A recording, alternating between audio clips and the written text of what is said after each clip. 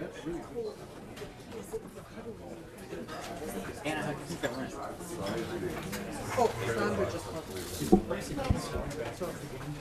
right, good afternoon, committee members and guests.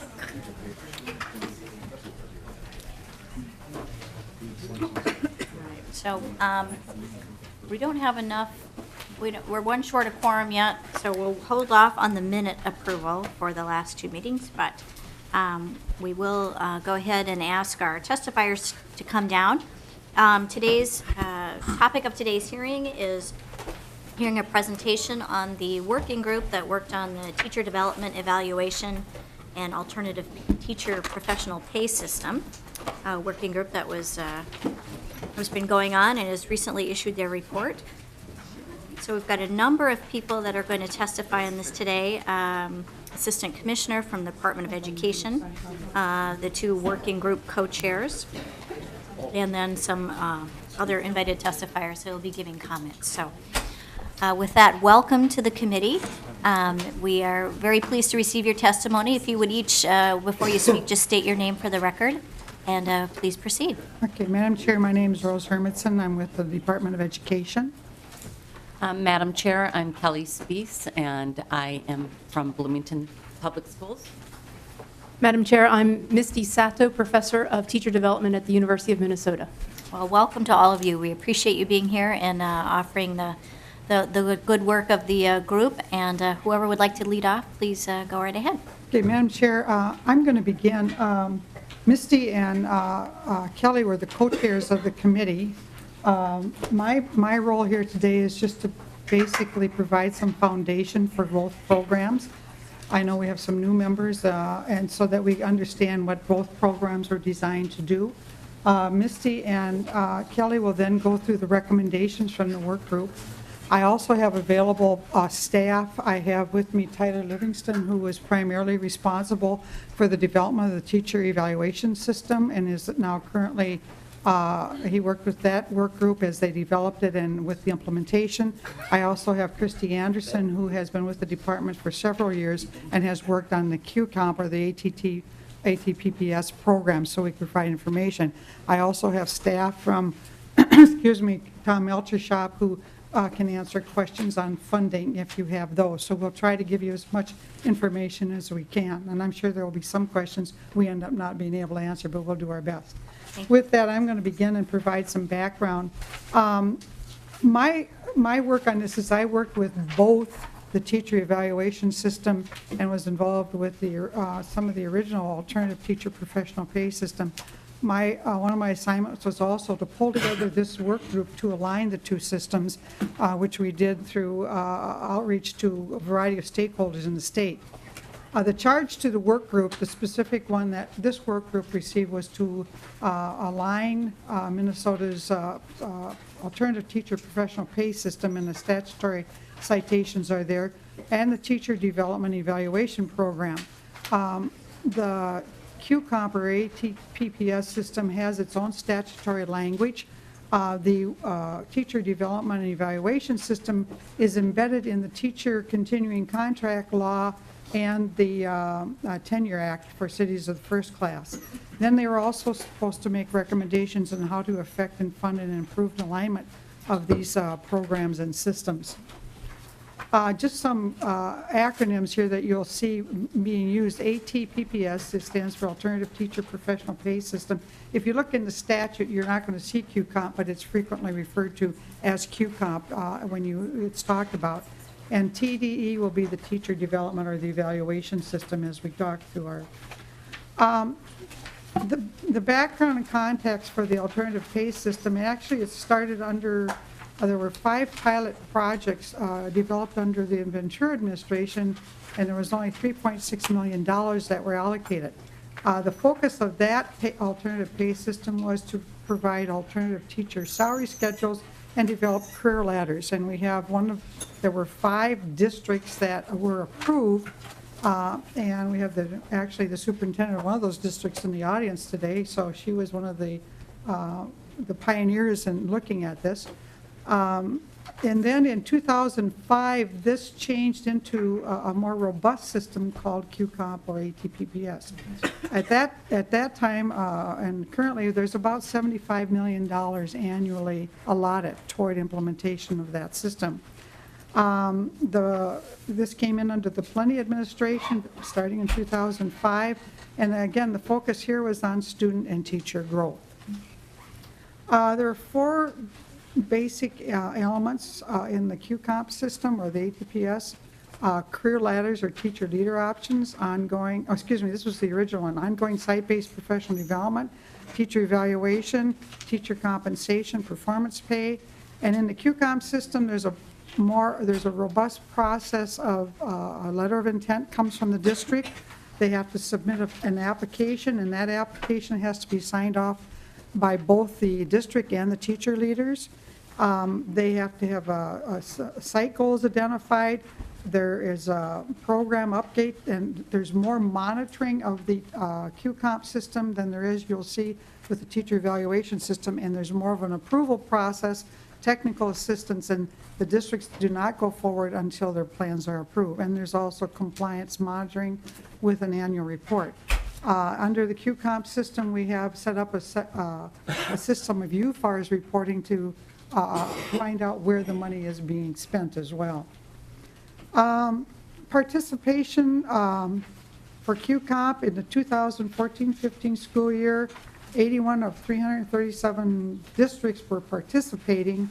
However, that covers nearly half the students in the state. So what we find is the districts tend to be larger. We have 69 of 157 charter schools participating. And so even though the district numbers are more limited, the actual number of students in the state that are included under those districts is about half and half. And you'll see the impact of this later when we start talking about funding, because the funding is on a per pupil basis. If all approved plans receive funding and vote to implement, the 2015 will have 85. There's some issues here because we have a cap on the funding. We have some plans that have been approved, but they haven't gone forward because the cap has been reached. We have a district that's receiving partial funding and have decided to go forward anyway, and we've also had some districts that indicated that we had some districts withdraw an application as well, and we have others indicated they would participate, but the funding is not available. Charters, we have 69 of 157 charters currently participating in QComp. This is the funding. It's $75.635 million in basic state aid. There's also a levy.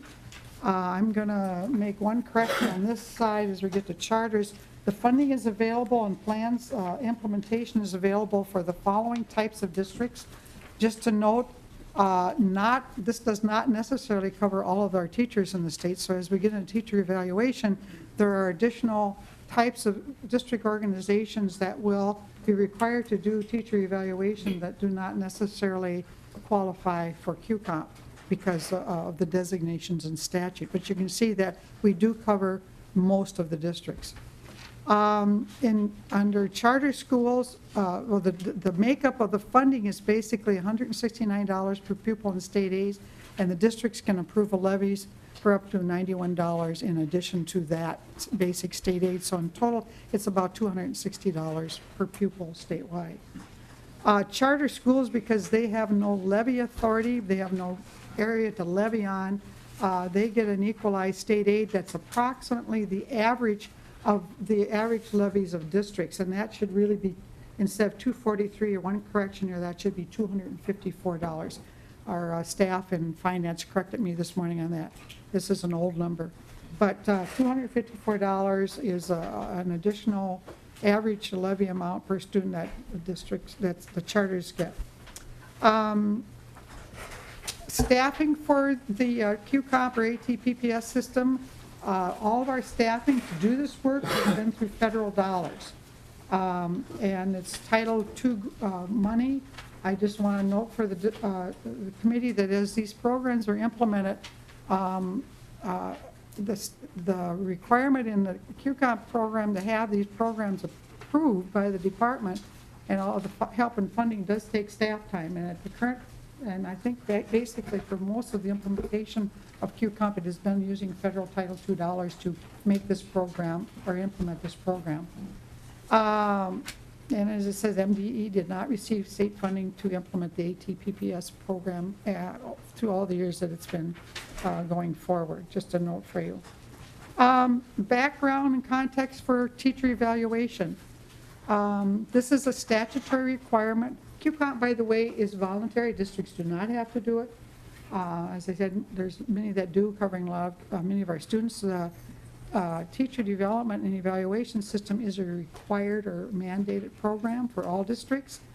It's embedded in our continuing contract tenure laws. I've cited those. The process is similar, and I'll get to similarities and differences later. The requirement is for implementation in the 2014-15 school year, which is this school year. It passed in 2011. The department was directed, working with stakeholders group, to develop a model that would be implemented. Should districts not reach agreement, the department did go through with that process with another stakeholders group and develop the model. We have people in the audience who actually were part of that stakeholders group that helped develop the model. We piloted the model last year. We did receive some funding to help pilot the model out in districts or components of the model teacher development. Districts have the right, although we have a model evaluation program available for districts to use. Districts have the right to develop their own evaluation system as long as they meet components that are specified in statute. The local plans are to be developed through joint agreement. This does not apply to charters. I'll talk a little bit about that later, but the joint agreement, again, is similar to QComp. It's not necessarily embedded in a contract, but it's required that both the district and the teacher leaders sign off on the whatever they finally agree to. In practice, what we're seeing with our teacher evaluation, our model, some districts are taking portions of it and then modifying it, which is to be expected because a teacher evaluation model, we had to cover districts with 4,000 teachers and districts with maybe 20 teachers. And so, there are different types of teachers in districts that may not be in other districts, the number of special ed teachers, the number of specialized programs are offering. So there's a lot of variation as you go around the state about how the model may look because of the teaching staff they employ. We did the stakeholder group, as I mentioned. The example model was pilot the past year.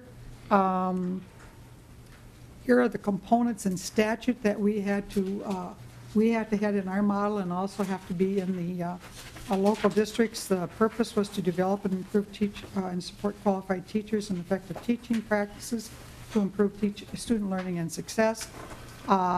They have to be based on professional teaching standards in rule. And just for your information, the professional teaching standards we have in rule are under the Board of Teaching. They're not a department rule, they're Board of Teaching rules. And they have been developed through a rulemaking process. 35% of the evaluations must be based on student academic growth and literacy. And again, we have to have valid and reliable assessments using state and local measures. Again, this is when the group putting together the teacher evaluation model worked on this.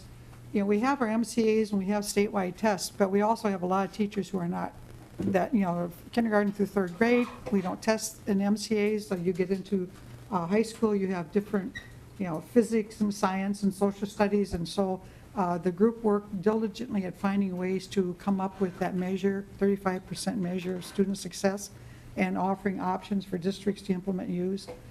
We have to use longitudinal data on student engagement and other student outcome measures. And this again required some work to find ways of doing that. Many are using student surveys, but that is a measure that's required in statute.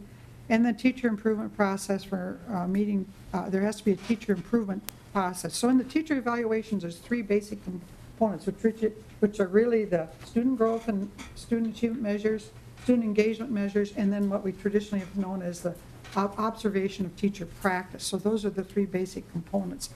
At the end of that evaluation process, there has to be a plan in place for helping teachers improve that are not meeting the standards or have need for improvement.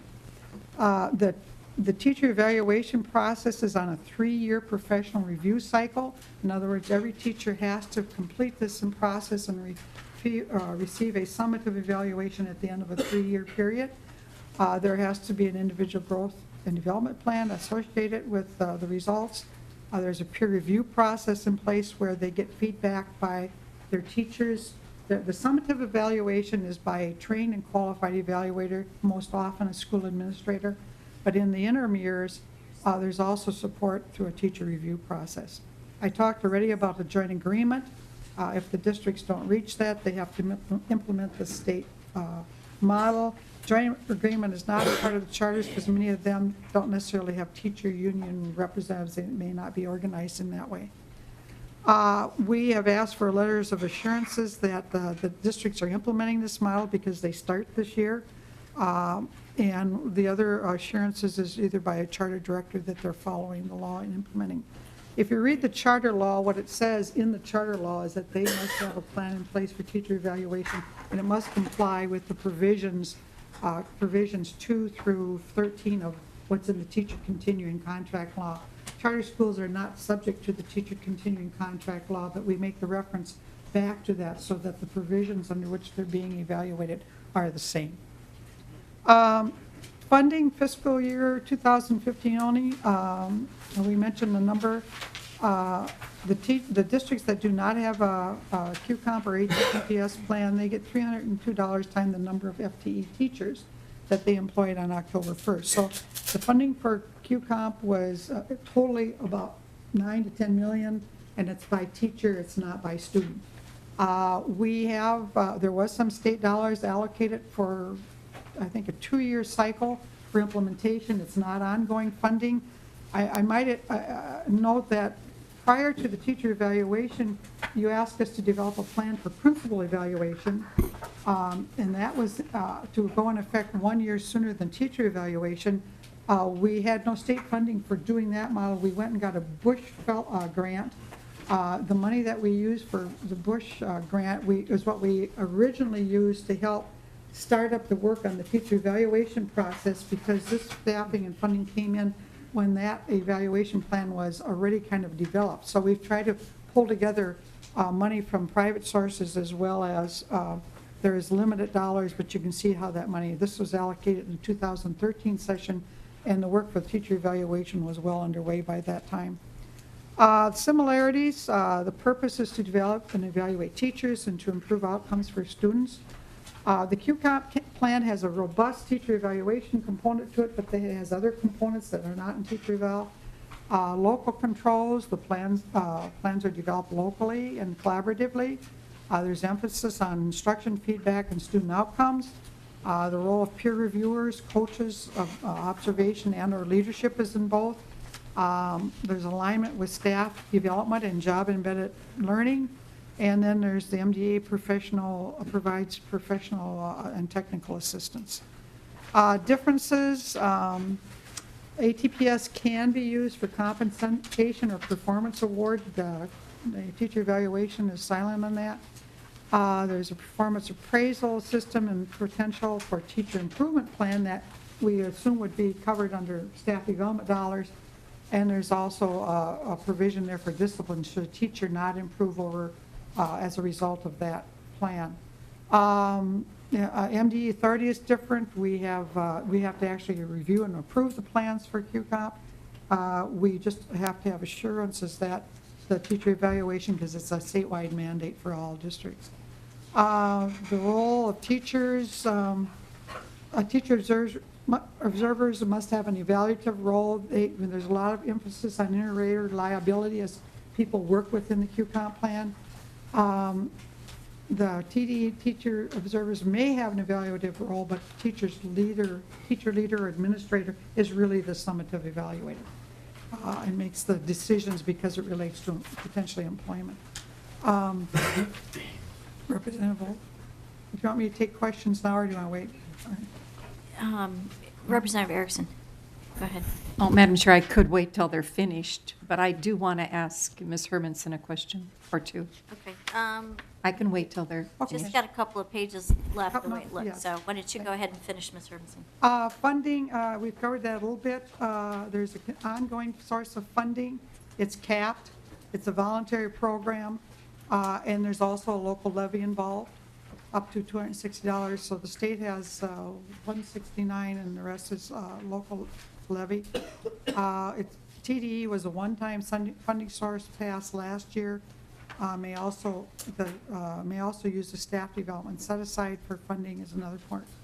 MDE role, the local process with an approval and the letter of insurance. Alignment issues that were laid out for the committee to consider are, we looked at process issues and we looked at funding issues as the group went through its work.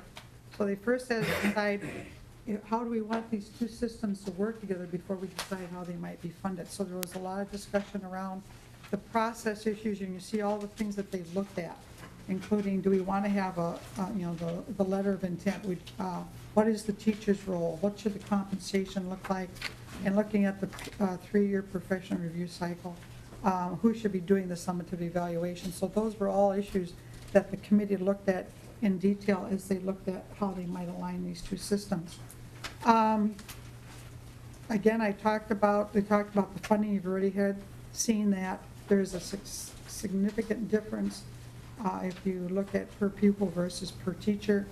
And then also, what's the annual cost for, they looked at what are the actual costs for implementation? What things are we having to put in place in order to do the implementation of teacher evaluation as it compares to what they are doing with QComp.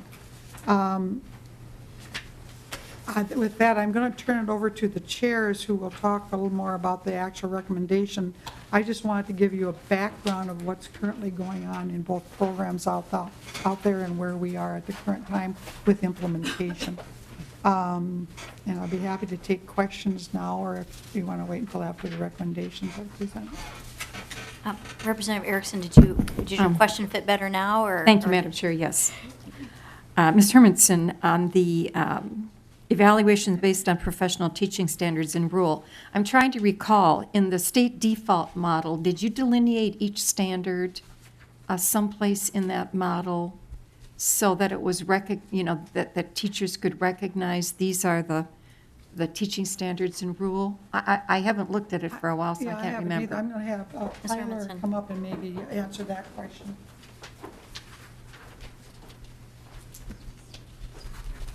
All right. If you would please state your name for the record.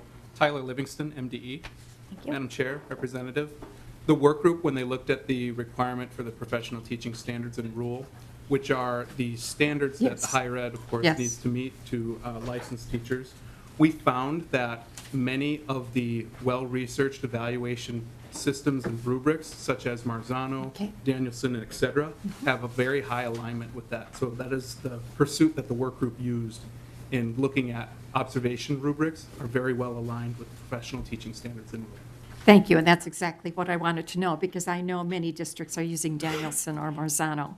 I don't know if you can answer this question, or if I need to go back to Ms. Hermanson, but the longitudinal data now that is being collected on student data, how is that being protected?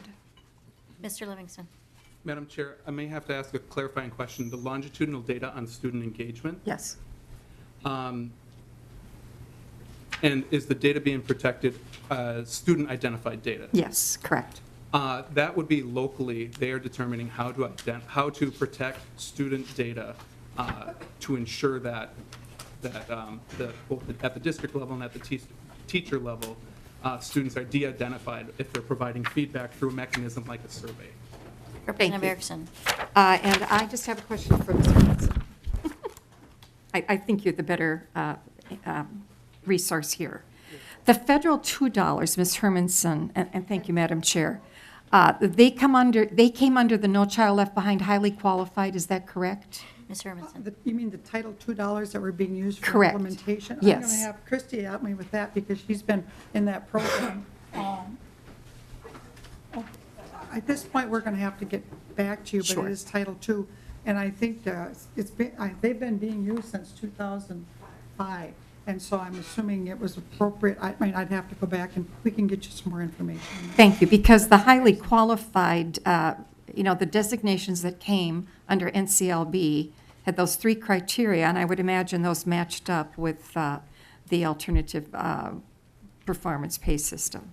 And then finally, you said that you used those dollars to start the teacher eval because the principal's evaluation was already really worked out for the most part. Ms. Hermanson. Madam Chair, we used Bush Foundation dollars. Bush, oh. Yeah, it was not, and again, we'd have to go back and look, but we went to Bush because we had no staffing to start the evaluation process.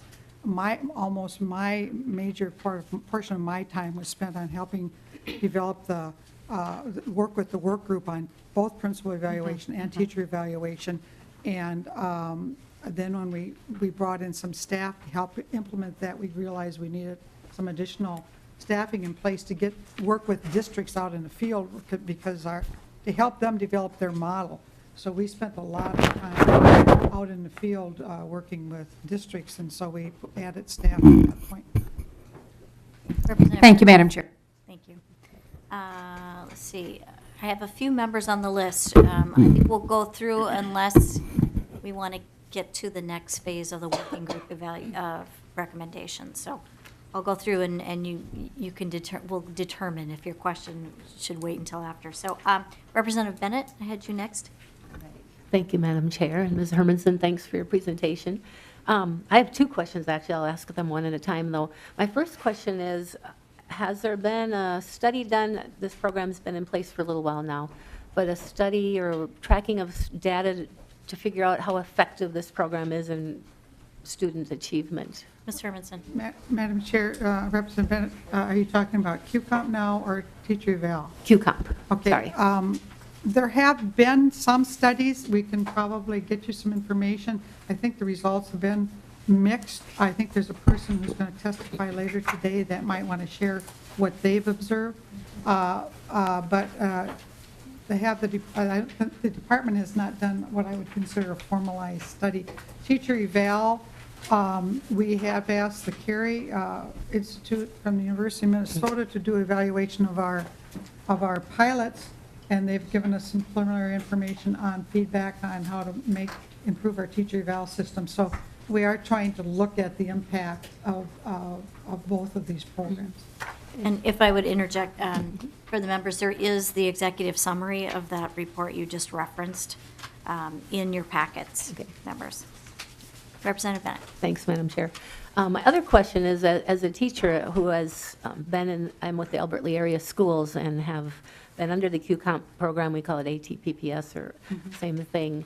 And this might not be something you can answer right now, but just to keep in mind. But how do we stop us doing things? Sometimes we end up doing things for the process instead of for the outcome. And I'll give an example.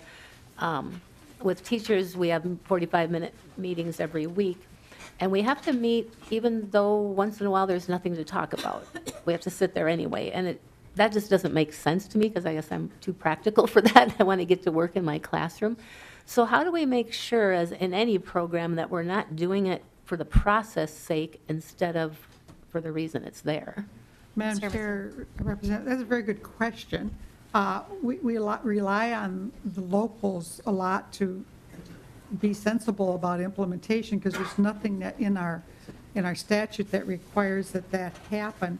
I'm not sure in particular about your process locally, but I'm assuming you're talking about your professional learning community process. Obviously, that many teachers like that process because it helps them jointly plan and look at data about students.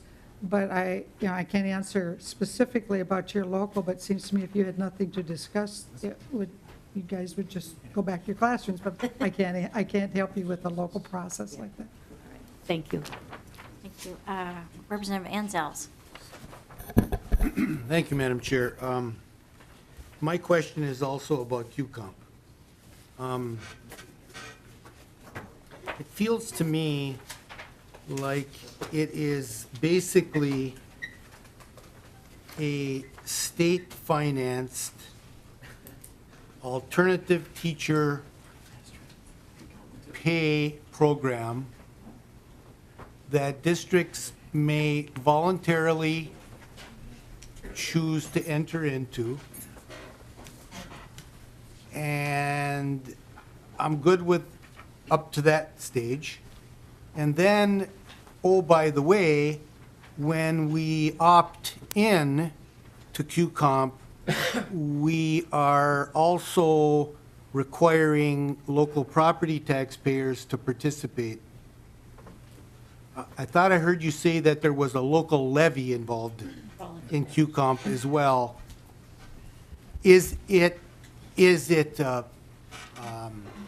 Does it go automatically with the school board and the bargaining unit's decision to opt into QComp, or is the local levy optional? Madam Chair, Representative Van Zelk, the local levy is optional, and there are districts who choose not to levy it, and so it's not a mandated levy. The state aid would flow regardless of whether they did the local levy, but it is not a mandated levy. Madam Chair, just briefly, thank you for the explanation, and it would be good to know how many districts do voluntarily choose to add to the program with local levy. Madam Chair, if later on, I can bring Fine. our staff up. That's I good. think we may have some of that information in the runs that you have. I don't know, but he can explain that. We have staff here that can work That's with us.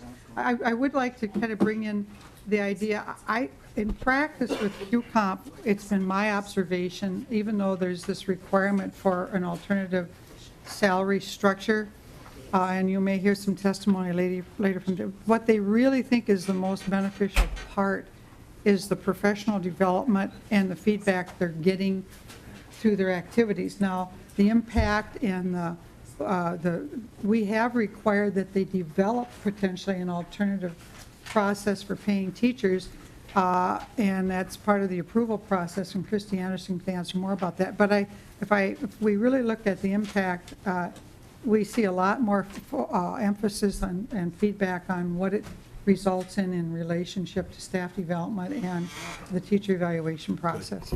I'm glad to hear that.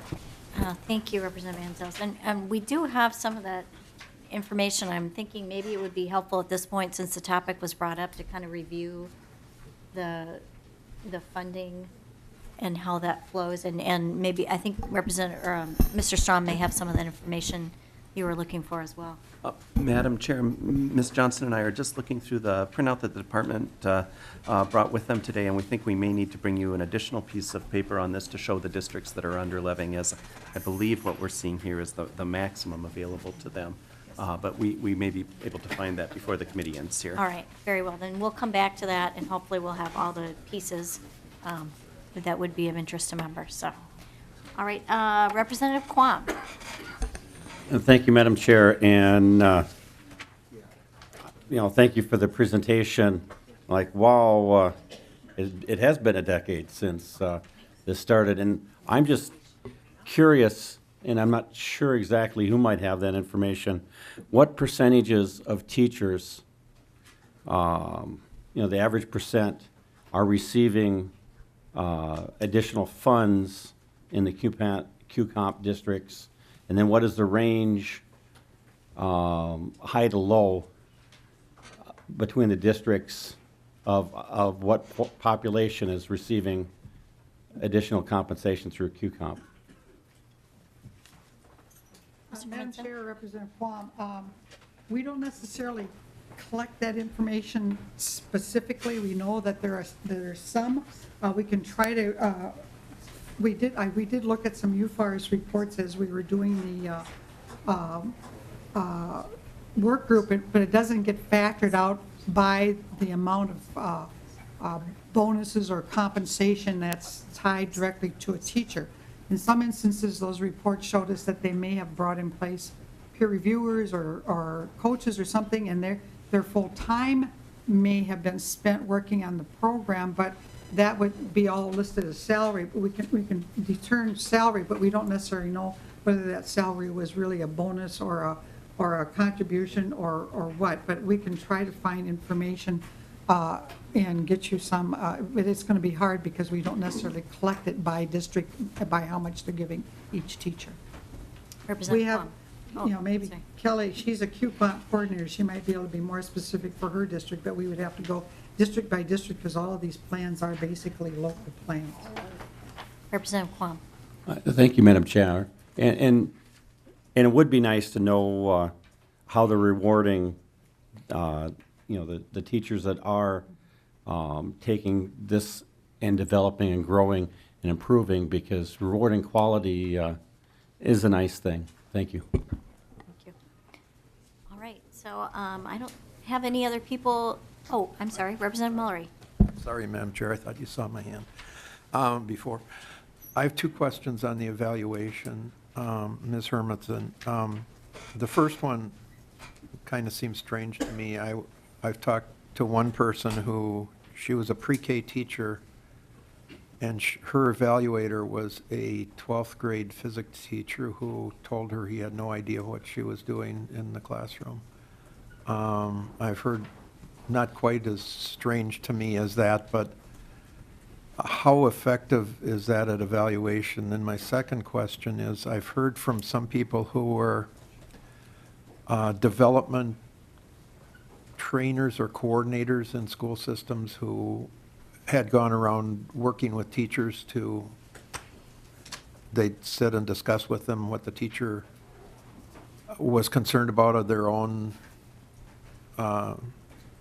maybe lack of ability in a certain area, and what the evaluator, or not the evaluator, but what the person helping them also could see. And they have said that now, since the evaluation could lead to reduction in pay or unemployment, they are the people helping train the teachers to be better are getting less openness from the teachers about what they need or what they might have as deficiencies. How are you making up for that? Or are you, I assume it's not just the people that I talk to, but it's probably other places happening also. Ms. Hermanson. Madam Chair, Representative Mullery, the teacher evaluation system started in implementation that was outlined statute in local districts began in September of this past year. I'm assuming that there have been districts that have been doing an evaluation process prior to that, and the summative evaluator under the teacher evaluation system is to be an administrator, a highly qualified and trained person. The department is working with districts to assure that we provide that training to help them out. That's part of what we'll, as you listen to the recommendations, we see that's more of our role than the monitoring and compliance, but we are going to do some of that as well. The having a high school teacher evaluated pre-K, I'm not sure why the district would have done that. It doesn't seem like a, way of doing a good job of evaluation, but at this point, I'm not sure if that's part of their old evaluation system or their new one. But it would not be one that we would recommend unless there's some skill set that teacher has in working in classrooms that might have been valuable for that teacher. Because, we're going to have the same problems with physics and math teachers in high school, having an evaluator that understands the concepts they're teaching in order to fully evaluate whether they're being effective in delivering that. On your second question, would you kind of repeat that quickly again? Representative Mullery. Madam Chair, Ms. Hermanson, it's the people who were before this were helping teachers improve themselves. Correct. They were kind of, whether it be forced or not, were getting much more openness, they told me, than now that they're evaluating under this system where it could end up affecting their salary or their employment. that they used to get more openness from teachers saying, look, I have problems in this area, can you help me on this? Madam Chair and Representative Mullery, I think as we've gone forward and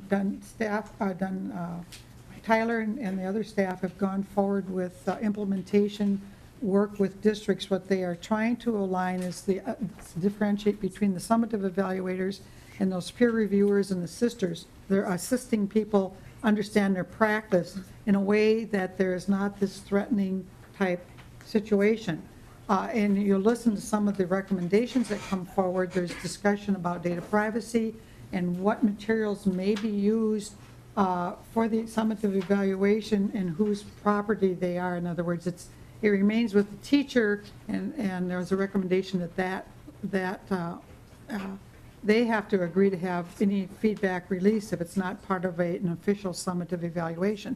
So we're trying to establish practices that will assist teachers without them necessarily feeling threatened as they go through the process of improving their practice.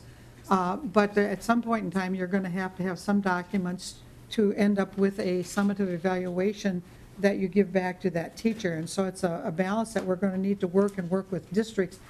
We, from the department, have taken the position that the primary purpose here is to improve teacher practice and assist them, and that we should be looking at this as a developmental practice.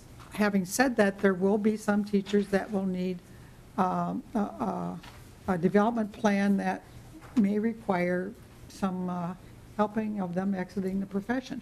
But I think that's over a 3-year cycle, and with work where they've had a program in place to help them improve, and somehow they've not managed to do that. It's going to be a fine line, but I think overall we're going to work with districts so they have the teachers feel more comfortable that this is something to help them, not necessarily as punitive. But it's going to take work. Thank you. All right, I think now would be a good time to turn to the testimony from the working group co-chairs. So whoever wants to lead off.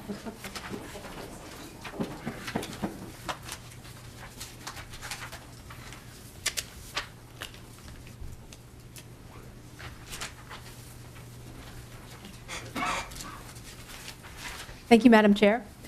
My name is Misty Sato. I'm a professor at the University of Minnesota, and it was my honor to co-chair this committee with Kelly.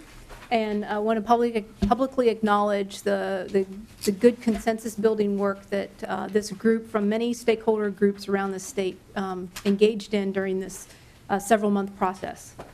I'll begin with restating the purpose of the task group formation. We were charged with seeking alignment between the alternative teacher performance pay statute and the teacher development and evaluation statute. When we came into this work, we did not have any strong sense that we would emerge from this conversation with a recommendation to carry both forward, to eliminate one, to carry forward one more strongly than the other. But the overall result of the group that you'll hear today in our recommendations is to reach alignment between these two statutes that have a lot of similarities by merging them into one statute that brings a more comprehensive or coherent approach to teacher development and evaluation in the state. At the report that you received, when you read it carefully, we wanted to put a preamble at the beginning to give you a mindset for how to think about the 11 process recommendations that we'll highlight today. The first is that the fundamental expectation is that both laws should be kept in place in future legislative action. So that is the merging of the two different statutes to bring together a coherent system. I'm sorry, Dr. Sato, do you know, are paper copies available for the committee members or no? That would be the actual report. Yes, Madam Chair. The slides that you're seeing today are just extracts from the actual report of recommendations. So if you have the report in front of you, you could follow through recommendation one at a time. Thank you. Our second premise is that the recommendation should be taken as a package and not pulled out as single recommendations, one above the other. Again, we're seeking coherence here and think that the total package of having trained and reliable observers, of having elements that are related to student performance as well as teacher performance and student engagement are all essential pieces of a coherent process for teacher development and evaluation. And the third premise is that the viability of this being successfully administered and developed within the state at the local level will depend on funding of these programs. While we might think that we have had evaluation of teachers going on in schools for many, many years, the technologies and development of new practices that this will require will require a new set of capacities in the school districts. And there was 1 year of funding put in place last year to help develop and get districts launched. Some school districts have the QComp money to continue this work, but we really do strongly recommend that the funding come forward to be able to really make the viability of teacher development and evaluation a strong prospect in Minnesota. I'm going to turn this over to Kelly, but just highlight that there are 11 process recommendations that would be what would be considered designing an evaluation system that is strongly developmentally centered, and 3 funding recommendations that will go back to what Rose reported on earlier in terms of how to think about some of the QComp funding structure as it relates to the teacher development and evaluation process, which is in place now without existing funding in statute. I'm going to go through each of the recommendations, and you'll notice this is just a summary of each of the recommendations. And just to reiterate what Misty just said, it's just important that you realize that this is a package, and each one may build on another or may rely on another to put a fully comprehensive teacher evaluation program together. Also, Ms. Hermanson talked about the similarities. You're going to see a lot of the similarities between the QComp program and the TDE come through with each of these recommendations. Recommendation 1 is that the program should continue to be developed locally. It's important that we have the support and understanding of teachers as these programs go forward. Recommendation 2 is the focus should be on the development and evaluation of teachers as a means of improving those student outcomes. Some of the questions alluded to that. Yes, this is about teacher development and about evaluation that improves what happens in the classroom. The summative evaluation should be based on a 3-year data collection cycle. And that data collection would include those student engagement measures that were asked about earlier, and also the feedback that the teacher receives from both administration, could be from mentors, or it could be from peer observers as well. The recommendation 4 is the measures of teachers' effectiveness should reflect that data on student academic growth, observation of teacher practice, and student engagement. Recommendation 5 is professional development opportunities should be embedded in the regular working day. These can include those teacher-to-teacher interactions, that coaching that goes on between the teacher, the peer coach, a mentor, an administrator, as well as professional learning communities that are set up in many districts already. Recommendation 6, the program should include opportunities for teachers to take on professional roles, to be a peer observer, to mentor other teachers, to be an instructional coach within different content areas or special programs. Recommendation 7, this was asked about earlier as well. All data in the program should be considered personnel data. It should only be disclosed with teachers' consent. And the protocols for aggregating school or district data should assure the anonymity of individuals, both teachers and students. Recommendation 8 is that the alternative compensation is locally determined. Some districts within QComp could continue that alternative compensation, but if districts have another plan that doesn't include that, it would not have to. The definition of a teacher is based on the Minnesota Statute 122A, and that's a valid Minnesota teacher license. Recommendation 10 is the role of MDE. Rose talked about earlier the letter of assurance. That would continue as a part of these recommendations. And implementation and support through that professional development, the training that MD provides to districts to do QComp would continue as we meld the TDE and QComp programs together. Technical assistance when needed and support in reporting on the local use of the state funding. The last recommendation that we have here is that the evaluation of the probationary teachers would align with those same evaluation expectations in the combined TDE and ATPPS statute. I'm going to turn it over to Misty for some funding recommendations.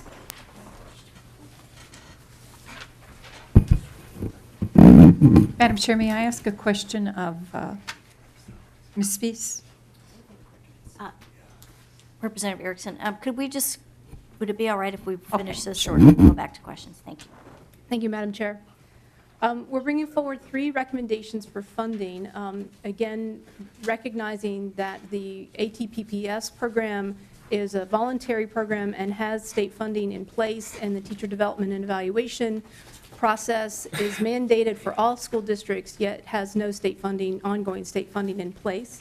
So our recommendation is to provide equal funding provided to all districts at the level currently available under the statute identified here in the slide, which is the current QComp or ATPPS funding level at $169 per student.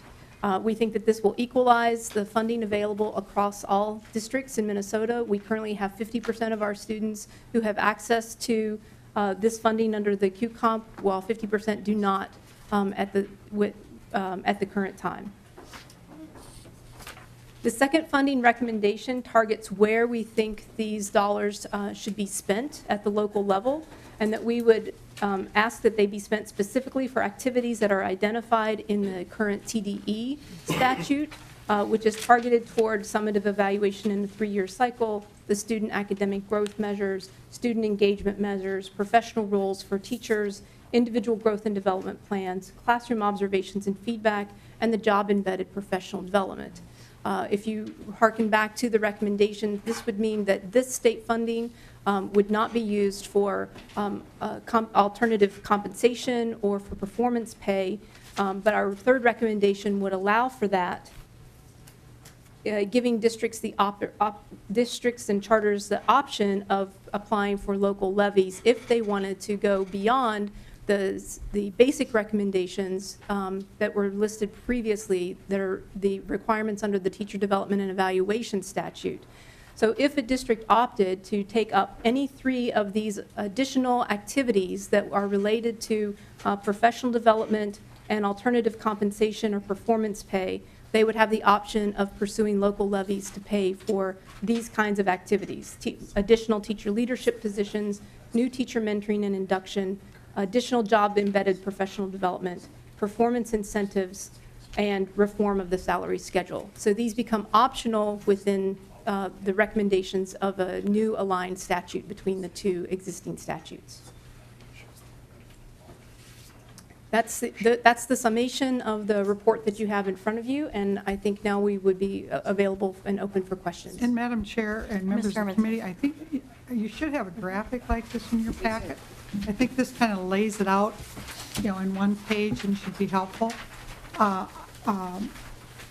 And one thing I would like to note about the probationary teacher statement that was made earlier, one of the things we found as we were looking at the implementation of especially teacher eval was what was written in statute was kind of not workable, because if you go back to the probationary teachers, it says you have to have 3 evaluations within the first year, and you have to have 1 within 90 days.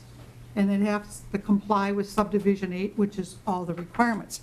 Well, one of the requirements is to have data on student growth, having student engagement information. So to do that with a probationary teacher within their first 90 days probably isn't very workable anywhere because you just don't have that information. We think that at the time we were talking maybe about having observations of teacher practice or something else.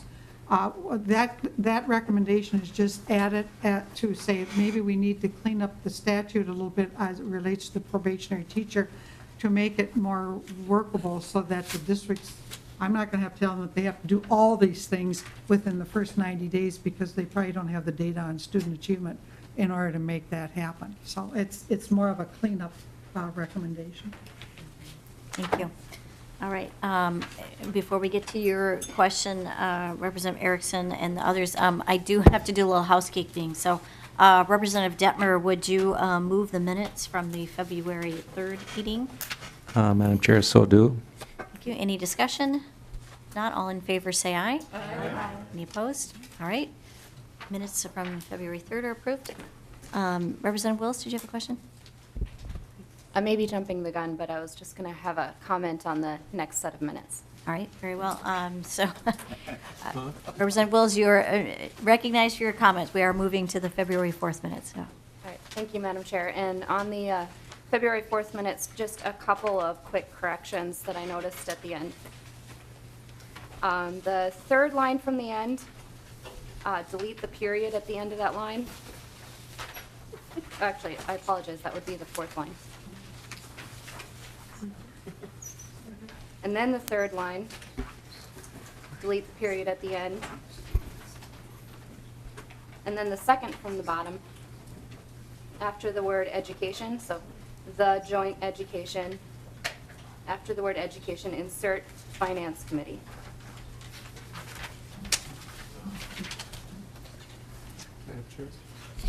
Representative Mariani. Madam Chair, I want to advise the committee to follow Representative Wills' wise counsel. Quite seriously, she actually bailed us up a few times last year by capturing some of the mistakes that we had. So it's good to see that you're still in good form, Representative Wills. Thank you. Thank you. Well, Representative Wills, I would entertain a motion for alterations or corrections to the minutes as you have so outlined. Do we have to move to amend, or? I believe we have to move to amend the minutes, so if you would move to amend the I would minutes. move to amend the minutes with those three corrections. All right. I'm sorry, you're right, I didn't bring up, so we are now motion on the minutes from the February 4th meeting, and Representative Wills moves amendment of those minutes. Anybody need that restated? Representative Erickson? No, I don't need it restated, Madam Chair, but these are technical changes, and so really, there's no motion needed. You're just always supposed to make technical changes. And aside from the insertion of the word finance, the deletion of punctuation would be a technical change, and I think, yeah, finance too. So not to embarrass the person who prepared them, you just have to proof them. I go through it all the time. Luckily, Representative Mariani was not present this morning when my minutes were approved, but I said to my CLA, we are going through these with a fine-tooth comb because we're not going to mess this up. And it was very nice said. Representative Seltzer just really purged them, so thank you. So, Madam Chair, I don't think we really need a motion. Perhaps not, but we've got one on the table, and we'll go ahead and with the technical corrections, all in favor, say aye. Aye. Any opposed? All right, so corrections accepted, and minutes approved. Thank you. All right, so housekeeping done. We will now move on to our questions.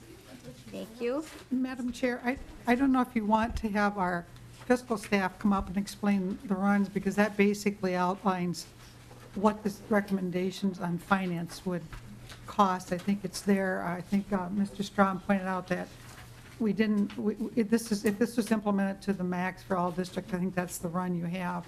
It also indicates which districts are currently getting QComp money, which are not.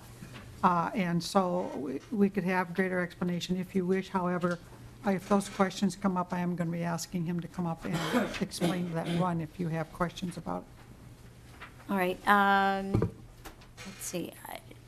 I think let's run through questions first, and then I think we'll get to more detailed information on the finance part. Representative Erickson. Oh, thank you, Madam Chair. And thank you for the great work that you've done. I know I should have been more a part of this, but you have done excellent in preparing this report for us. And I know you have to use should as your verb because these are recommendations. But in your opinion, either Ms. Sato or Ms. Spies, would you consider these, because I've read through this whole thing now a number of times, that this is more of a must, or are you feeling that some of these recommendations do not carry the weight of a mandate, let's say? Ms. Spies. Representative, I do believe that they are a must. This is a full package, and to give integrity to a teacher evaluation program that includes the training and the feedback and the ongoing cycle of continuous improvement, they really all need to be looked at as a complete package. So, Madam Representative Chair. Erickson. So, Ms. Hermanson, will you be bringing forth from the department then language that supports this, or are you counting on us legislators to take this up? Ms. Hermanson. Madam Chair, Representative Erickson, the legislature asked us to do it. We came forward with the recommendation. At this point, I'm happy to work with you as you guys develop your response to the legislation. I would like to note that Representative Seltzer sat in on several of the meetings. I think you sat in on one or two. Your staff was there for most of the meetings, so I think they have a clear understanding of what we were talking about. I think Representative Slocum was also at many of the meetings. So we had, just for your background, we had districts that were in QComp, districts that weren't in QComp. We had teachers in, teachers that weren't in. We had charter schools that weren't in. So we had a pretty robust committee discussion, administrative, talking about what's a management prerogative versus what should be in these packages. I mean, so I think we covered the field very well. And I think they had a very good discussion and laid out the recommendations. I quite frankly was surprised we did kind of reach pretty good consensus on this. One thing that was added that I'm going to highlight on the funding recommendations, currently the incentives, performance incentives are primarily individual under QComp. The one thing that was added here is they felt that we also might want to look at school-based incentives, especially under our world's best workforce and other issues. We're setting goals by schools or grade levels and stuff, so they said that was one thing that was added that they suggested we might consider as well as ways of using the dollars above the line as you look at your chart. Thank you, Madam Chair. Thank you. Representative Mariani. Thank you, Madam Chair. I've got 2 or 3 questions. I'll try to be real quick with them. Thank you for the work, and thank you for the report as well. I want to refer to page 3 and the handout here to begin with. The recommendation 2, it seems to me this is really critically important. And I want to make sure we don't talk around this issue, because my experience has been that there are a variety of approaches to this work, some that are based, quite frankly, are based on ideological perspectives. Others that are based on, particular concerns that don't necessarily involve other concerns. And so recommendation 2 says that in accordance that as is required, the TDE statute in accordance with best practice and teacher development in eval, the focus of a locally developed program should be on and this is key, development and evaluation of teachers as a means towards improving student outcomes. So the focus should be on development and evaluation. So we're Minnesota nice. I mean, it's like everyone gets that, But quite frankly, there are folks in the broader community who think that the approach really should be about identifying those bad old teachers out there. And actually, I shouldn't be so glib. Identifying teachers that are not effective, that are hesitant and resistant to being trained to be effective, and some would argue that are doing damage as a result. And so I don't want to dismiss those concerns at all. However, it seems to me that how you approach this is critically important. that if the approach is to ferret out those bad, those ineffective, those recalcitrant, whatever, teachers, then you wind up with a whole different design, as opposed to a design whose approach is the development and evaluation of teachers.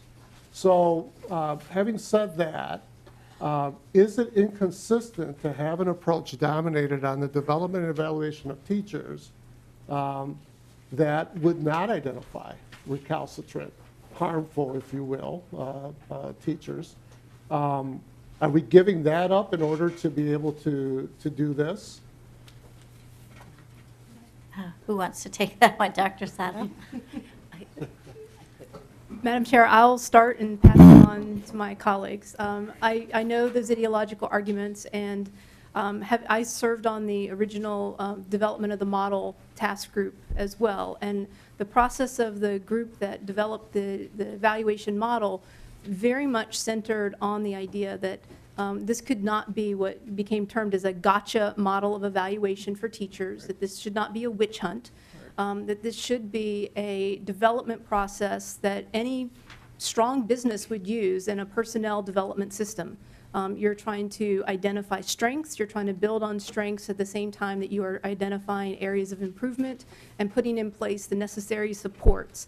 In teaching, what we understand to be very effective supports for developing teachers are elements like peer coaching and evaluation, opportunities to work with other professionals in the school building, and evaluation that is done by someone who has been trained and knows what they're evaluating for. So the example given earlier of a physics teacher not knowing anything about early childhood development would not be a best practice and should not be supported locally as a practice under the model that came forward from the Department of Education and what they have been training for out in the field.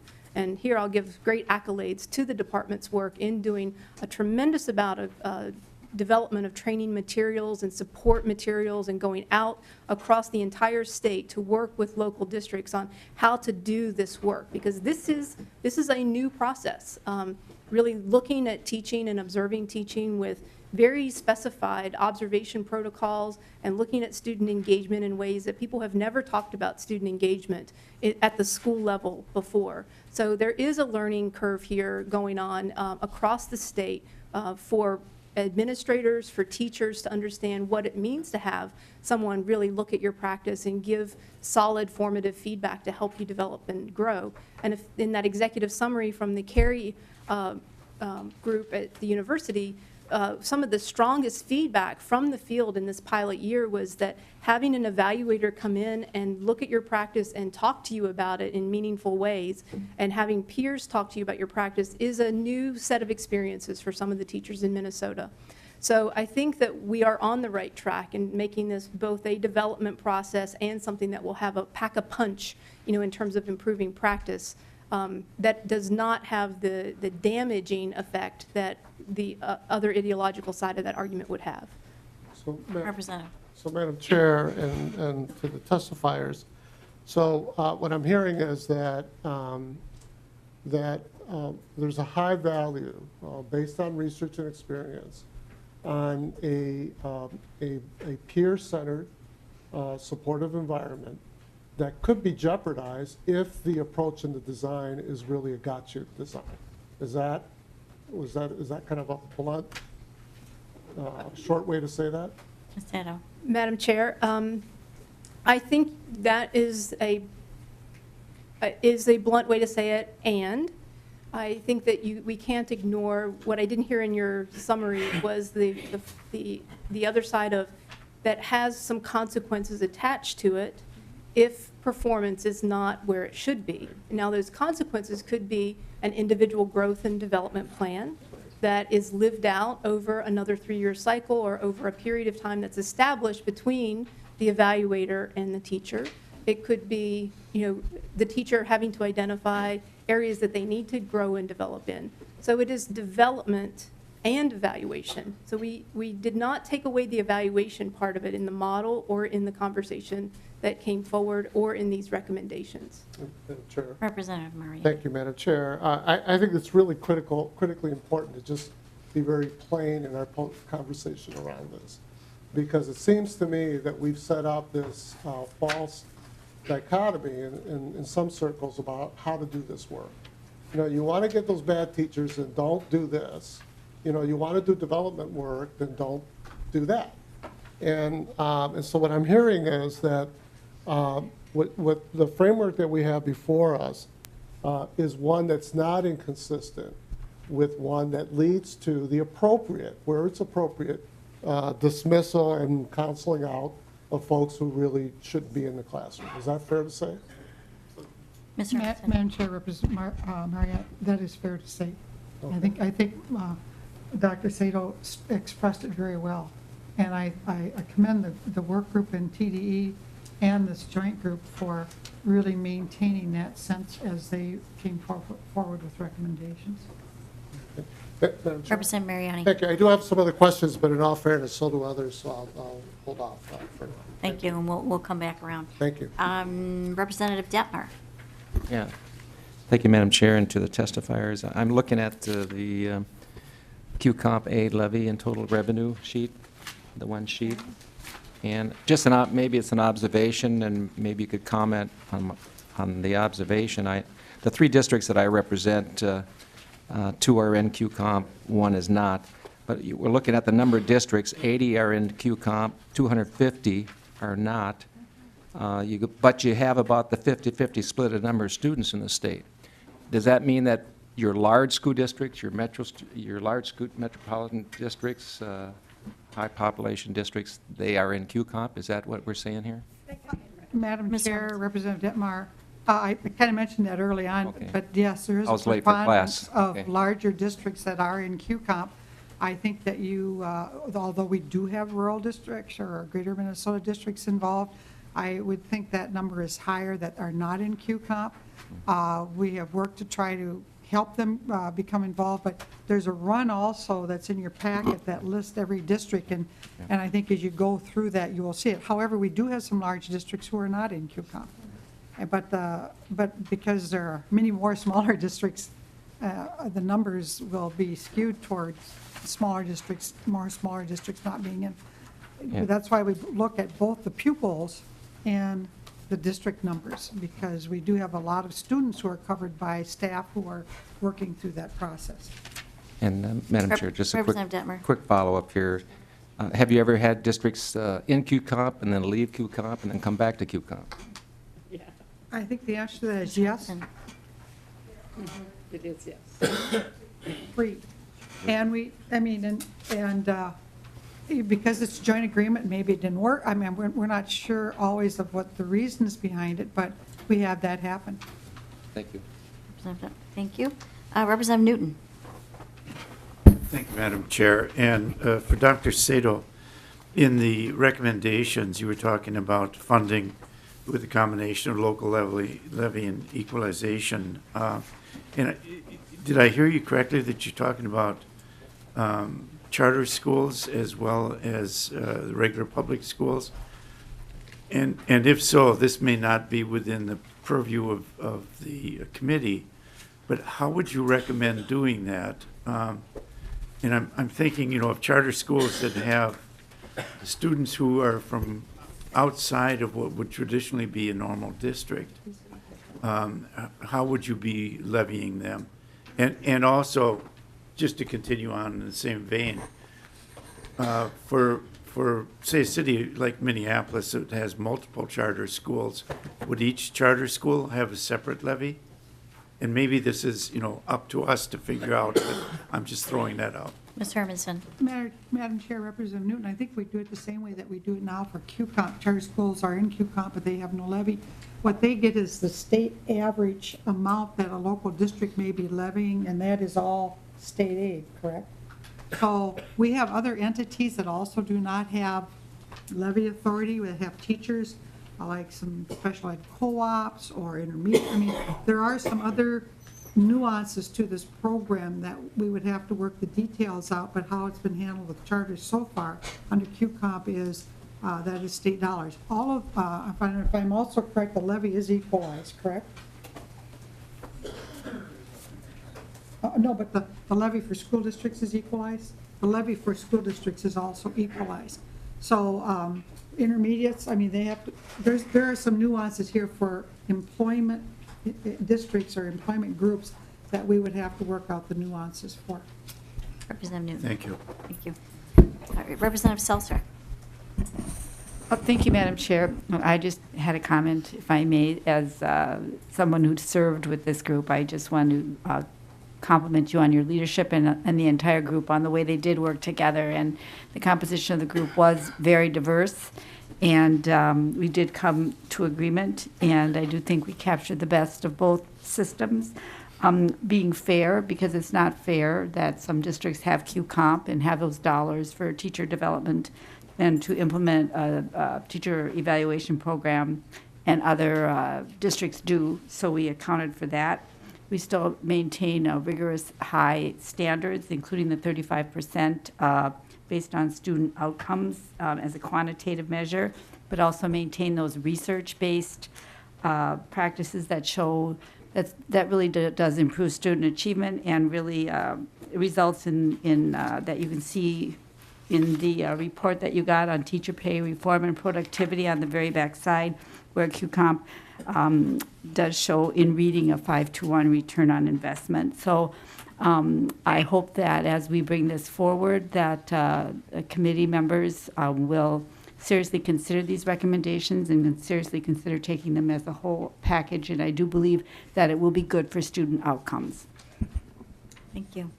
I'm going to ask just a question, if I may, before we get to there's 3 others on the list, and then we actually have 2 more testifiers I want to make sure we get to before we're done here today.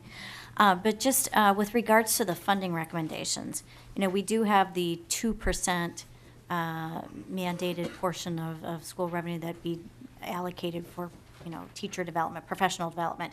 And I'm wondering how that amount was factored into your recommendations. Did you consider that completely separate or as part of what you were recommending? Madam Chair, I'll let the co-chairs also. We did talk about that. Districts that are receiving Q-Comp money also have that 2% set aside. Just one note, staff development dollars are available for more than just teachers in a district, so they do use those dollars for other things as well. How much, when I was looking through some of the UFAR's reports and looking at the amount districts spend versus how much they got, I did observe some districts were spending more than we were giving them under Q-Comp, so I'm assuming they were making up the difference using the staff development dollars or other group funds that they had. But we did talk about that, and I think one of the recommendations says that we should align this with the staff development dollar recommendation number 2. It should be aligned with staff development, which is 122.8.60, but realizing that this is heavy, there's a lot of work involved in this, and so those dollars are also welcome. But right now, if you take 2%, and I'm doing my math in my head, of our foundation amount, I think it's around $250 a student, $250. So the Q-Comp districts have about twice that amount of money for the work that they're doing, and the teacher evaluation districts do not have that additional dollar. So, but we did talk about it and decided that we needed those resources in addition to what we were doing. Thank you. And just to be clear that I understand in your recommendations, they seem to be pointed more towards the process of paying for, again, the observations, the mentoring, the professional development, and kind of leaving the issue of the additional compensation as a locally determined if that would be done or not. And I guess I'm just wondering, kind of getting back to maybe the more information on the Q-Comp, because every district in Q-Comp may do this differently. And so if your recommendations point to needing all of that information or those dollars, if you will, to perform that, because I know in my own district, which is a Q-Comp district, they set aside a great portion of that for bonuses that every teacher gets. And Madam Chair, and that was why it's difficult to discern how much is actually going for the payment part, because we asked districts to restructure their salary schedules. And so in restructuring, they may have had to add some dollars to one part of their grid that they didn't have to do before. Many districts are using the bonus concept. Other districts are may have had somebody brought out of the classroom and added on to their responsibilities, that becomes a career ladder opportunity. And so how to factor out how much is going for that part of that program was very difficult to discern. One observation I would make in looking at the UFAR's reports, the QComp districts I did at, I was expecting to see a great deal more money being spent on substitute teachers. I found little, which led me to believe that districts were finding ways to accomplish what they needed to do, either within their own staffing patterns or brought on additional staff to get the work done. So there are some things you can discern, but the incentives and the amount of money spent on salaries was the one very difficult to pull out. In total we could, but how it was being done was more difficult. Thank you. Representative Markwart. Thank you, Madam Chair. And my questions follow exactly what we were just talking about here. I think there's a conundrum. And I understand the task force was in a tough position because you're trying to match funds with the QComp. Because it's politically, you can't take money away from someone who already has it. And I know the 100, let's just focus on the property tax, the aid from the, I should say the aid from the state. And that's at $169. And in the proposal here, it's $169 per kid for those now non-QComp. And I guess I understand how the $169 came out for this proposal, but does anyone know how the $169 came about for QComp? I mean, how was that number determined, or was it because we had X amount of money and then it was divided by the number of kids that were in the program? Ms. Hermanson. Madam Chair, Representative Markwart, that's a very good question. I do know that the original program was all state aid and $150 per pupil. I think also that as the QComp program, having been around here a little bit of this time, as the QComp program went forward and they looked at some of the responsibilities and things they had to do, it grew, part as an incentive to get people to do it, but also part of what was being required for them to do. And that's why we did go back and look in the UFAR stuff, say, what is this stuff really being spent on?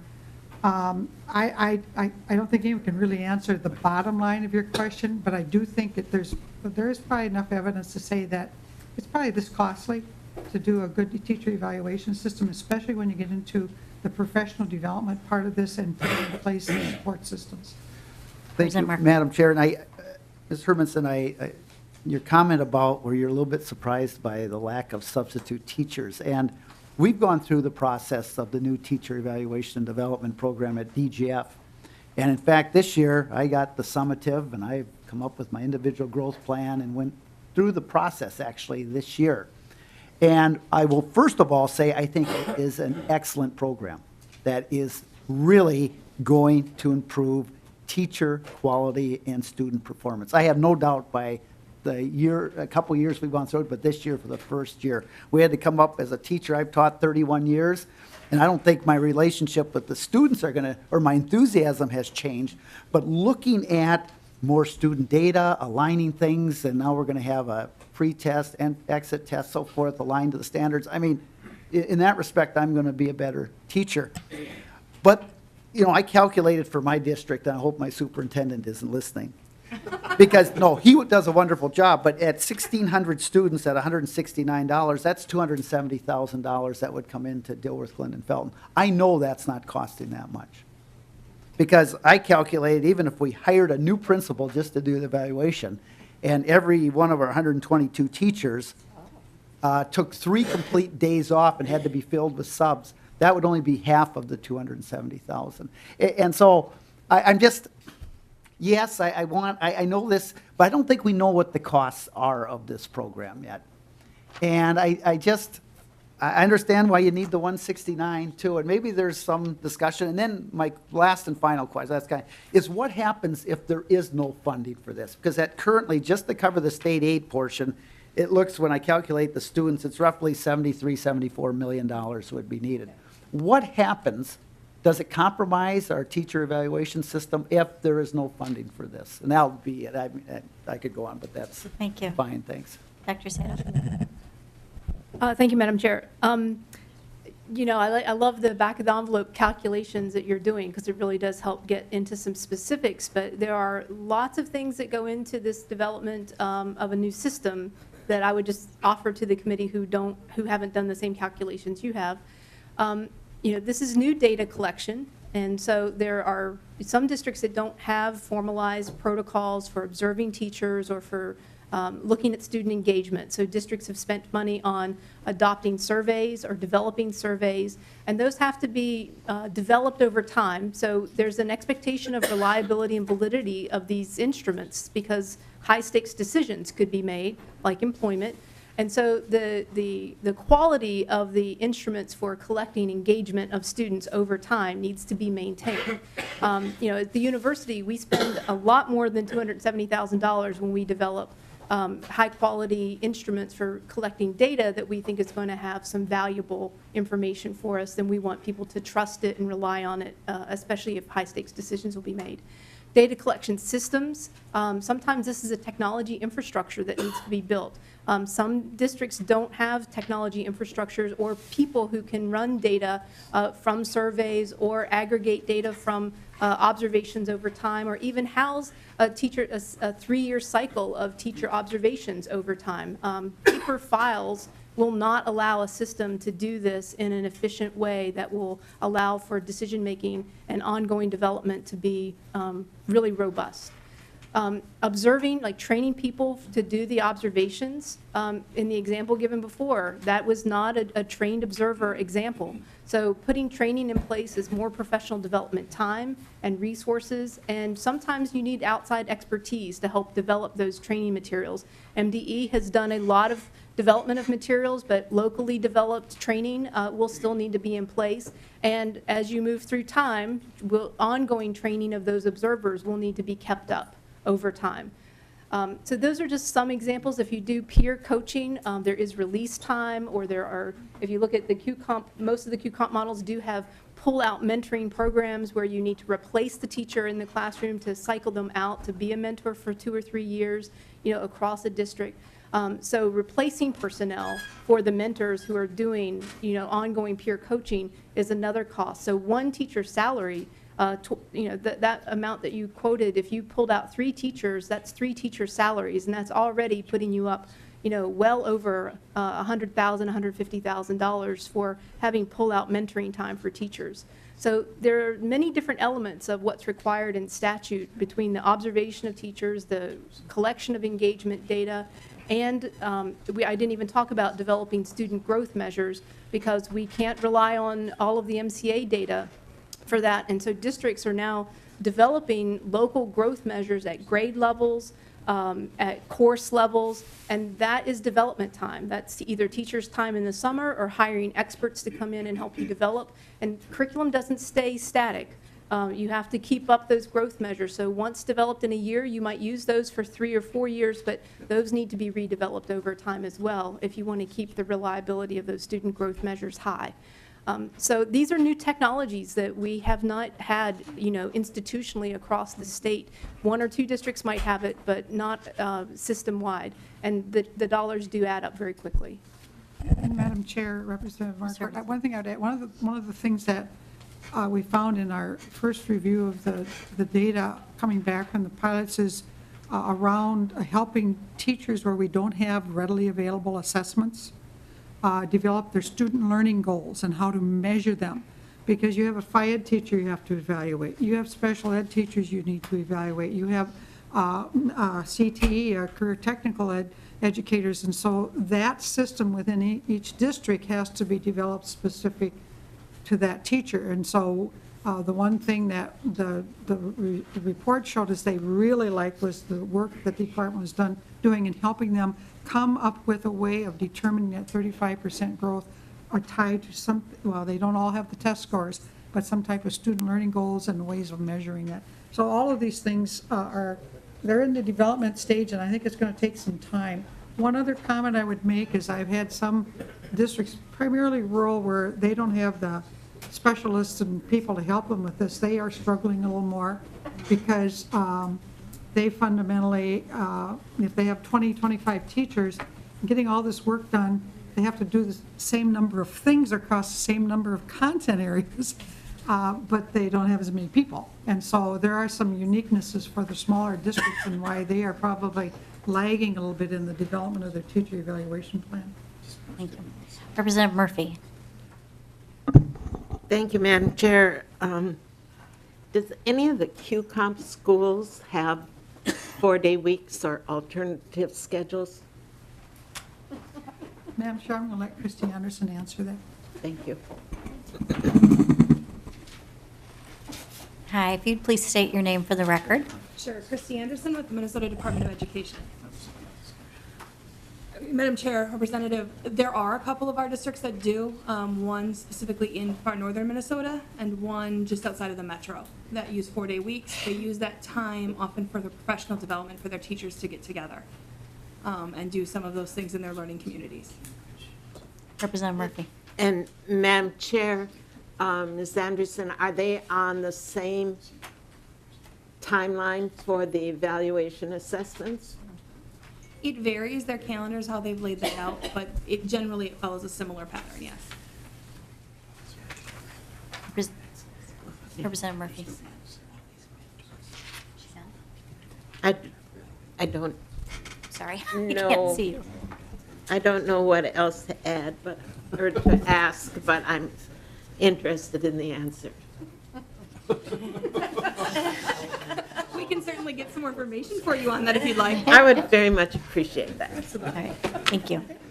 All right, I think at this point, we've got 2 other testifiers we want to get up, so then we'll come back to member questions as time allows. And so I would ask, and if the rest of the presenters, if you would not go too far, just in case we come back to you, thank you. We have a representative from Education Minnesota and also from Educators for Excellence.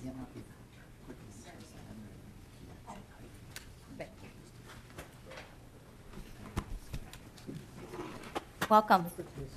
Thank you, Madam Chair. Good afternoon, Madam Chair members. I'm Katie Perry. I'm here on behalf of Education Minnesota, and I served as our representative on the Teacher Development and Evaluation Alternative Teacher Professional Pay System Alignment Work Group. I think it's the longest titled group I ever served on. And I thank you for the time today to speak in support of the group's recommendations. I'd just like to note that before joining the Education Minnesota staff, I taught high school English and Spanish for many years, and I was lucky enough to work in a district that adopted an ATPPS plan. And I'd like you to know that the innovations and the funding provided by that plan were transformative for me and for my colleagues. For the first time, we had a framework, time, and funding to collaborate. We were able to design common assessments and examine student work together. We were able to work with special educators and other specialists to look at our practice and see how to improve our instruction, especially to help our struggling students. We as teachers were able to review and revise the plan each year in collaboration with administrators. It provided a unique, and for the first time in my decades of experience, a venue for teacher voice in matters of instruction and those matters that mean the most to teachers. We learned as a staff, as you've heard other people say this afternoon, to examine data and assess our work to improve our instruction.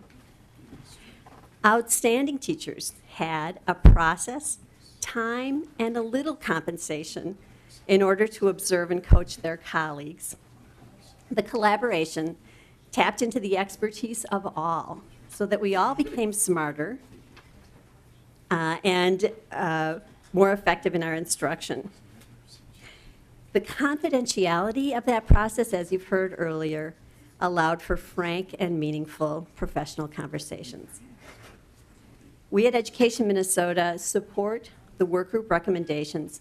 We'd just like to highlight a couple of key points. Adequate funding of the recommendations is critical to the success of teacher development and evaluation. Teacher development and evaluation, 2 different things. In our experience, it was the money for the time needed to do the work that allowed our program to succeed. It is absolutely essential, as Ms. Spees and Dr. Sato have emphasized, that the recommendations of the work group be taken as a whole, and that adequate and equitable funding be provided. Continued flexibility and local control is also essential. Because we could design our plan to suit the needs of our students and to alter it as needed, it succeeds.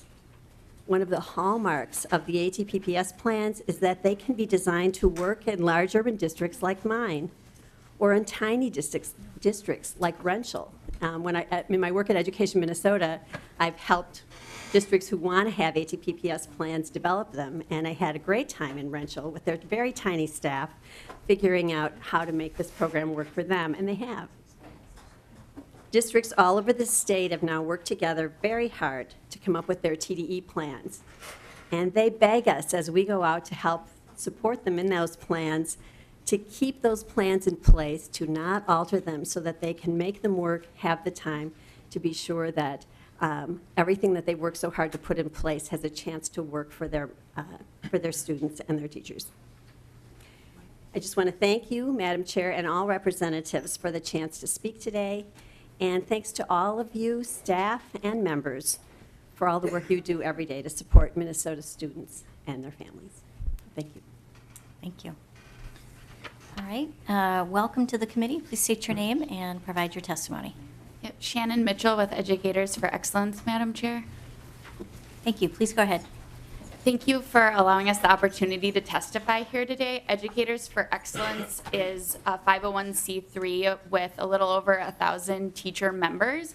One of our teacher members, Taylor Reeb, addressed your committee about 2 weeks ago in January to share with you some of our legislative priorities. One of our legislative priorities is QComp.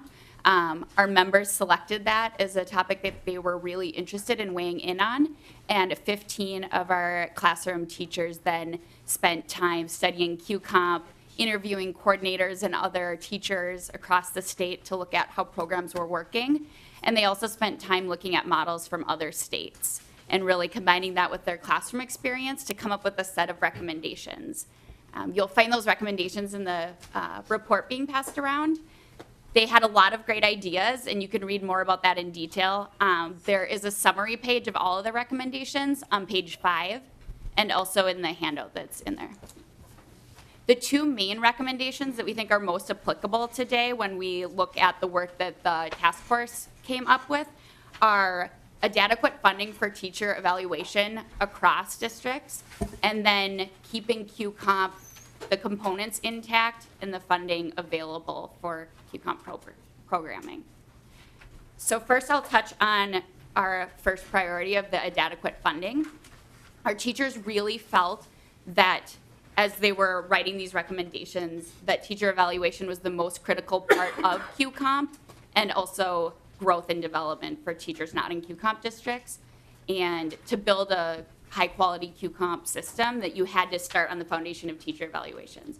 So they felt it was critical, and to implement a multi-measured and valid system, our teachers really felt that that took funding. So they support the working group's recommendation that there needs to be some funding for this.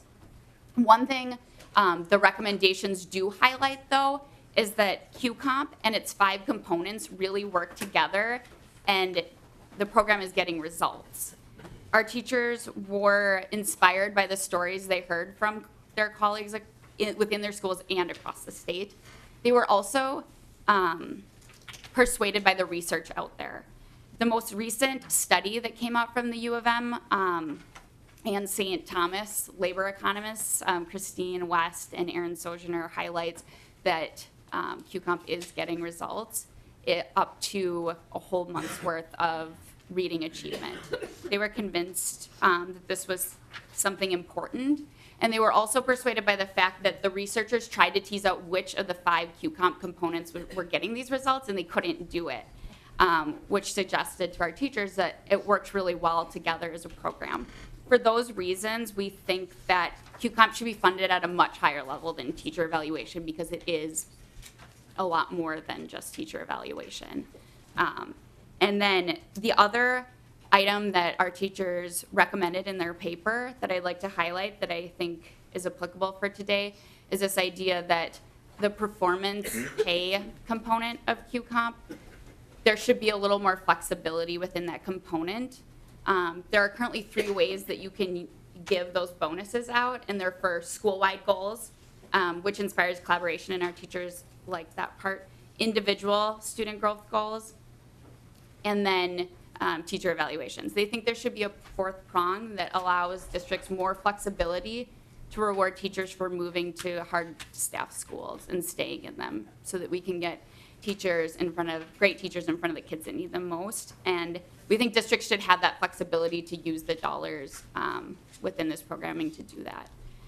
Those were the things that they wanted to highlight for you all, and I'm happy to answer questions if there are any. Thanks again, Madam Chair, for the opportunity. Thank you. Thank you. And I think Representative Quam, I think I had you on the list, and I'm sorry I missed you in the first round. Do you have a question for these testifiers or the previous panel? Pardon? One for this one. No, for this one, okay. Any other questions for the panel that just testified?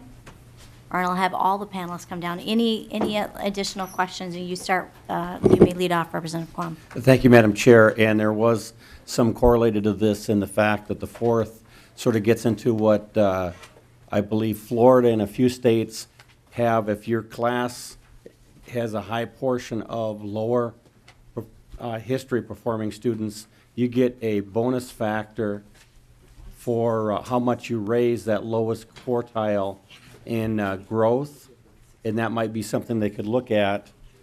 But the comment about compensation, frankly, I'd like to have more data, even if it's not fully massaged and packaged. Recommendation 6, is that doled out by just seniority, and then also is it just limited to tenured? Let's see, who went, Ms. Hermanson or Ms. Pease, whoever wants to take that one.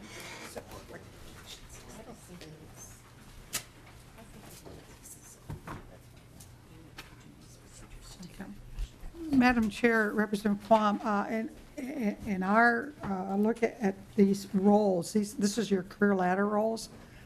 This is not, at least in most of the districts I have, this is not done by seniority. It's done by the skill set of the individual. And Ms. Spees can answer. She's the QComp coordinator in Bloomington, where they do have those roles. Many times I have observed that they turn them over because usually they're your better teachers, and you don't necessarily want them out of the classroom all the time. You want them working with kids. In some districts, they have a combination of roles, which is a peer reviewer or a coach and teaching kids. And so even at the inception of the original teacher alternative pay system, there was a specific reference in statute that they wanted to develop career paths for teachers that allowed them to continue to interact and work with children as a classroom instructor. And I'll let Ms. Spees add anything to that. Ms. Spees. Thank you, Madam Chair. Representative. That is correct. Just to add to what Rose said, we have term limits, part of QComp, and we also allow several different types of leadership positions. They can be smaller roles that they maintain their classroom responsibilities, or they can be roles that would take them out of the classroom for a short period of time, those teachers to share the skills that they have in working with students with other teachers. Representative Quam. Thank you, Madam Chair. And then on the recommendations for funding, again, the whole thing, I like everything.